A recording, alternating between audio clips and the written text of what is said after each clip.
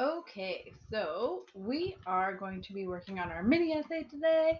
It's our first real English esque type of assignment, which is not true, but okay. So we are going to be working on our mini essay today, um, and I wanted to give you a heads up about what I'm looking for in your first essay because it's not what you typically expect me to be looking for in an English essay. So we're going to go to the Unit 1 toolbox. I'm going to go to Activity 3, Assignments. Now, you will have already read all the content, but I'm going to skip to the assignment. So we're going to do the first assignment, which is you're going to do your plagiarism discussion posts and respond to two other people. And then you're going to do your mini essay, which is very exciting. All right, so for the mini essay, the topic is the same as your first blog post. So it should answer the question, should it be compulsory for high school students to read Indigenous literature in high school? So that's your prompt. You're going to develop a thesis in response to that prompt. But it's going to be a little bit different than your first blog post because your first blog post was informal and persuasive. And this is going to be persuasive, but much more formal. Okay, so you're not going to use I, you're not going to use any slang, you're going to keep things academic in your research paper. And also, what I'm mostly evaluating you for is your ability to apply MLA style in your writing. Okay, so that's the part that I'm going to be fussy about, and that's the part that you really need to focus on. Okay, it should also be no more than 500 words because I'm not evaluating you on the scope and depth of your analysis, although it has to be organized and make sense. I'm really not looking for your master's thesis on this topic. Okay, so just give me some good stuff, but it doesn't need to be a lot of stuff. Okay, so just to emphasize, you're going to be assessed on the organization of your ideas and the content of your essay, but the principal focus will be on assessing your application of MLA style, your effective use of writing conventions, that's spelling and grammar. So watch out for comma splices and capitalization. And I'm also going to be evaluating your ability to paraphrase, do a summary, and quote in your essay. So you have to have all three of those. Okay? So those are the main priorities for me while I'm reading your paper. So those should be your priorities while you're writing your paper. So to help you be successful, there are some things to pay attention to. You're going to need to make sure that you use your appropriate font size and style, okay, for MLA. You're going to use a properly formatted title page, or I don't really like title pages. You can just do a properly formatted first page of your essay with the course information. You're going to make sure you double space your essay. You're going to use 3 sources, and they will be cited within your paper. So you can't just cite from one, you have to cite from all 3. You're going to use a properly formatted works cited page with all 3 of your sources. And you're going to make sure that you've included a paraphrase, a summary, and a direct quotation. Okay, so I'm going to be looking for all of those things.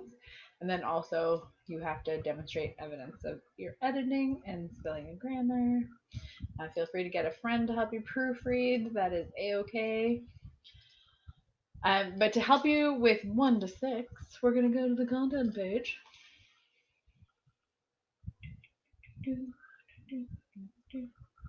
And we're going to scroll down. Okay, so because it's an English paper, we're looking at the MLA style.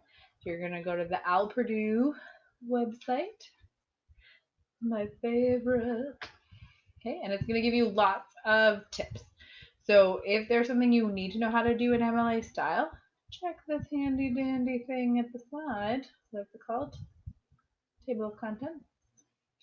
And it will give you all the information you need to know. So for example, if you need to know how to properly cite something in your paper, you're going to go to your in-text citations, the basics, and that will show you how to put your parenthetical references into your paper punctuating them properly, but also including the information that you need to include. You're probably not going to use a book. If you do, you'll use the author page style. Otherwise, you're going to scroll down and find the right size or the right type of source. So citing authors with the same last name, multiple authors, gives you all the things you can need. Or if they don't have an author, what do you need to include in your parenthetical references? Okay, so all those things are here on the paper or on the website. It's not a paper. And then also how to properly include it in your sentence, right? So if you're using a quote, where do you put your quotation marks? Where do you put your brackets? Where do you put your punctuation?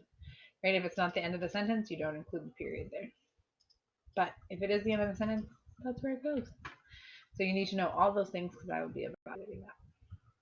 We're also going to go to a sample works cited page for how to cite each individual source. You're going to look it up based on the type of source. But right here, it gives you a great example of what a works cited should look like. So you'll notice that the works cited has a title. It's in the center of the page. It's the same size and style and not bolded and not underlined as the rest of the text.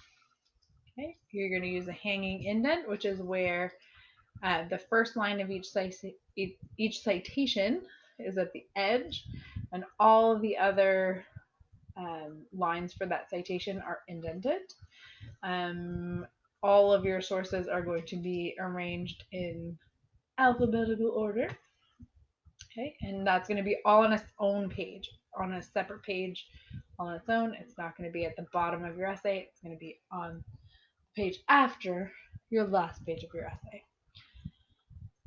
And then I'm also going to show you what a sample paper looks like so that I can point out a couple of things for you.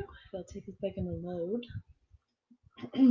Okay, so you'll notice at the first page you have a title, and in that title you'll notice that it's the same size, style, of font as the rest of your paper.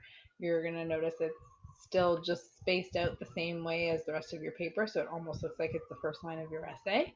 You're going to notice that it is not bolded or underlined. All these things are not intuitive, so make sure that you do them. Then also above that, you're going to have your name, and then double spaced, you're going to have my name because I'm your prof. You're going to have the course code. Let me highlight. And you're also going to have the date. And then at the top of each page, you're going to put your last name in a header, and you're going to make sure that the pages are numbered, which I will show you how to do in a separate video. So on your first page, it says your last name and number 1. Second page, your last name, number 2. Okay. If you have any questions, please post them in the discussion board. If you have any questions about how to do MLA citations, come right to the website and fuss around and try and figure it out first. And then if you have a specific question, I can help you answer it. But this is kind of like your cheat sheet on how to get a 4+ on your paper. And I really expect you to be consulting it and copying what you need to copy, and doing it without any creativity or flair, because this is the fussy nitty gritty of English. So enjoy, and I very much wish you good luck, and I look forward to reading your papers tomorrow. All right, see you later.